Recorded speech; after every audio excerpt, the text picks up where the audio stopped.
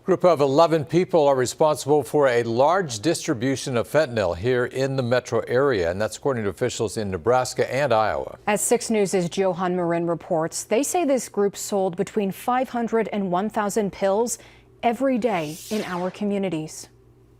City and state officials from Nebraska and Iowa are shedding new light on a major investigation involving the deadly drug fentanyl. This investigation resulted in the charging and conviction of 11 defendants. They're shown up here on the screen. 4 of these defendants were specifically charged with offenses that were enhanced by the fact that the drug they distributed resulted in serious injury or death.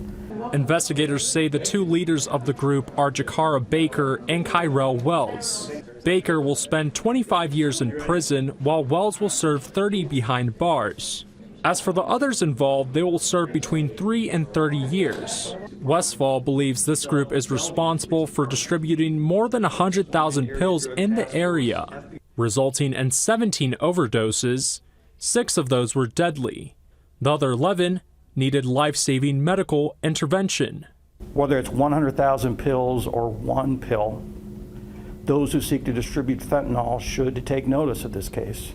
It's an example of the consequences they will face if they continue to distribute these drugs.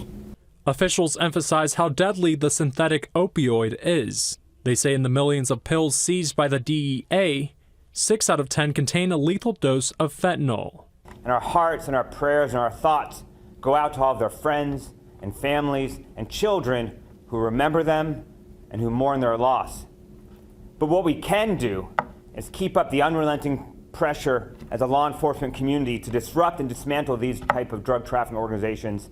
From the 11 arrested, officials seized 15,000 fentanyl pills, 3 firearms, and $45,000. On your side in Omaha, Johan Marin, 6 News. We're told from officials this fentanyl investigation opened up in January 2022 after a 33-year-old woman overdosed and died.